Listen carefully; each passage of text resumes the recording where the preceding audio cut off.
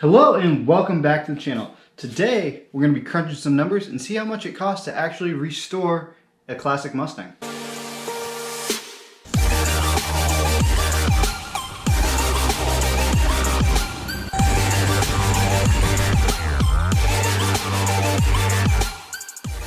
So I get the question a lot, how much does it cost to restore a car? What certain aspects of the car cost to restore? So I thought, why not make a video? So I took all my receipts that I have for this car and I compiled it into a spreadsheet, broke it down by engine, interior, exterior, and some other categories we'll go over, and to see how much it all costs. And just an upfront, I did all the work on this car myself. There's no labor except for the machine shop that machined the engine, and the transmission shop that rebuilt the transmission. Everything else I did myself. So this is all strictly just the cost of the material. So if you aren't able to do some of this stuff yourself, you'll have to go out and see how much cost is to do the labor. I don't have those costs because I don't know what it is because I've never had it quoted. But let's go ahead and dive into the first category, which is engine rebuilding. Alright, so let's start with the engine bay. I'm not going to show you it. If you want to see the degree of restoration that was done on the engine bay, I will link my walk around video of this car so you can see how much I restored this vehicle. But the engine bay is going to be essentially everything. Wiring, engine, machine shop costs, horns, if I did replace the horns. I already said wiring, I think. Washer bag, because it's in there. I excluded brakes and the power steering because that's on a separate line. And like some sheet metal if I had to buy it, and nuts and bolts and things like that. So the big expense in this category was obviously the machine shop to rebuild the engine. So I had them, it was obviously bored, honed. They did a short block build on it for me, so they put the crank with the pistons in. I also got new piston heads, new cam, all new seals for the engine, and I think that's it. They decked the block, they put hardened valves in the heads, and they cleaned it all up. And that cost came out to $1,354.65. It's not bad for a machine shop to get all that work done, all those seals and things like that. So the next big expense I included in this one was the exhaust. So the exhaust manifolds I chose were OEM hypo exhaust manifolds that you could have got on cars back then. So they're not long tube headers or anything like that. They were 250 to 300, I believe. And then the exhaust was 300 to 400, and the exhaust tips were about another 100 to 150. So we're looking about $800 to $1,000 for the exhaust on this vehicle. Now I've got like spark plugs on there. All the hoses are brand new. All the fasteners are brand new for the hoses. Paint for the engine, primer for the engine, paint and primer for the engine bay. New hood hinges, horns like I said, new fan, new radiator. The radiator was $250. So all that added up to $2,629.81. So we'll call it we'll call it an even $3,000, but that's not even close to $3,000. So about $2,600 to do a full restoration on the engine bay. So now we'll just go to the next category, interior. That was the next most expensive part. So when I purchased this car, before I bought it, I went to look to see how much it was going to cost to do an interior. And also when we went to go get the 64.5, I was in the thick of this one, so I knew how much it was going to cost. So if you just wanted to do seats, carpet, dash pad, and steering wheel, you're looking at about $1,000. So the steering wheel alone cost $110. The dash pad, I did a bundle, I believe. So I got the dash pad and the seats for $477. But that doesn't include the foam. So the foam for just the front seats was additional $150. And then they don't make foam for the rear seats of Mustangs yet, so you have to make your own. So I went to Joann Fabric, got some foam, some marine grade, there we go, fabric to put between my foam and the springs. And that was about another $80, $90. So that's where most of the cost is on the interior. And then there's obviously paint. I got a new instrument bezel, new door inserts. There was some lighting. I had to get a new wiring harness down my steering column because mine was all screwed up. And some other knickknacks, screws, really. Just small things that slowly add up over time. So the total cost for the interior was $1,545.76. And then again, if you want to see what I'm talking about, how well I restored the interior, you can go look at my video.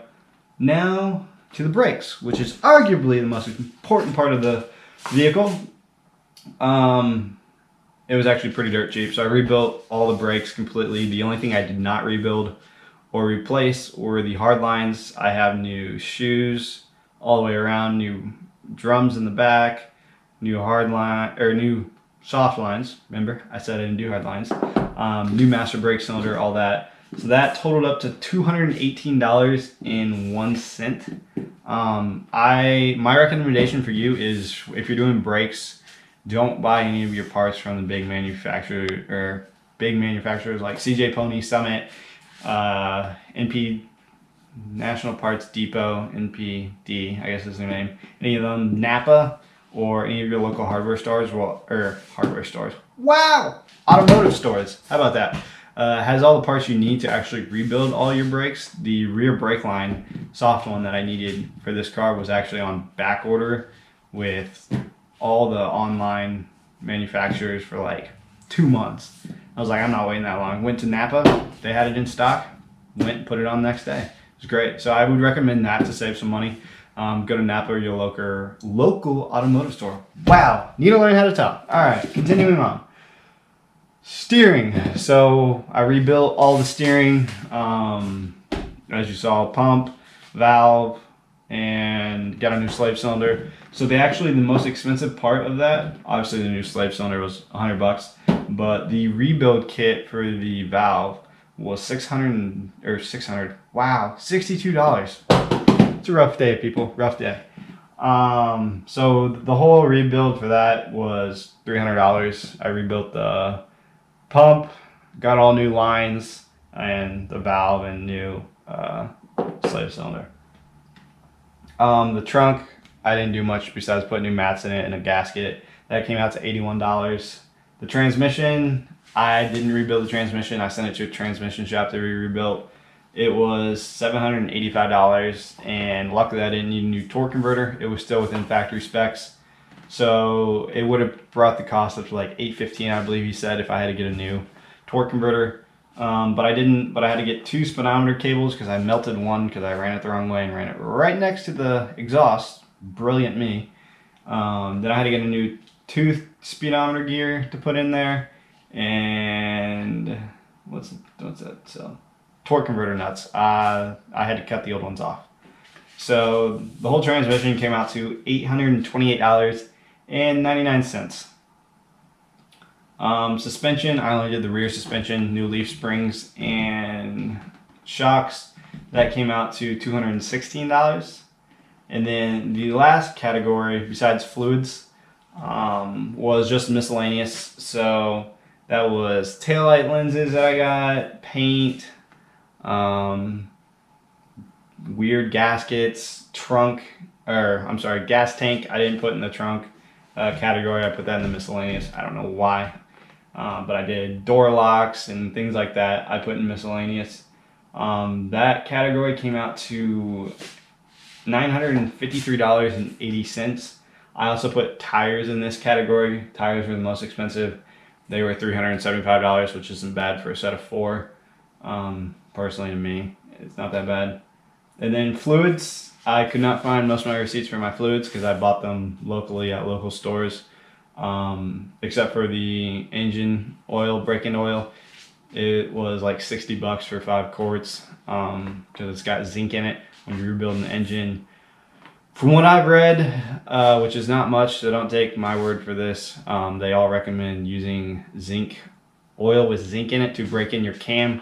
So I believe it's the first 500 miles you run that oil, then you change it. Like I said, don't go based off what I know. I've only done this twice. Granted, both times the engines have come out fine.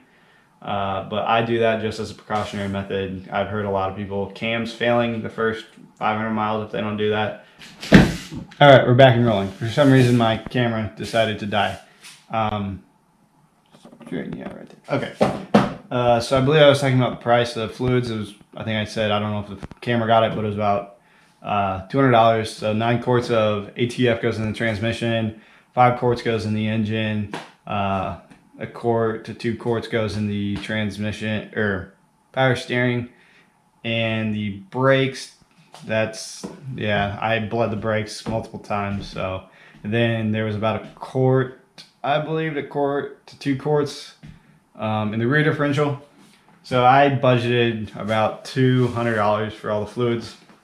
So the total restoration cost for all this was let's throw a drum roll in there, please. The total cost without the cost of the car is $6,768.98. Now with the cost of the car, I paid $3,800 for this car.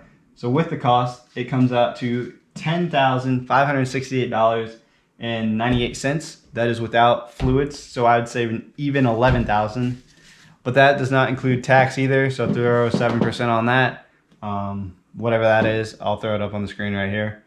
That's how much it costs to restore this car. And I'm pretty happy with the way it turned out, what all I was able to accomplish with that. So hopefully this video helps you see how much it's going to cost to rebuild a Mustang or any vehicle in general, and what all the expenses will be in the major ones at least. So thanks for watching. Hope to see you guys here next time. Have a great day.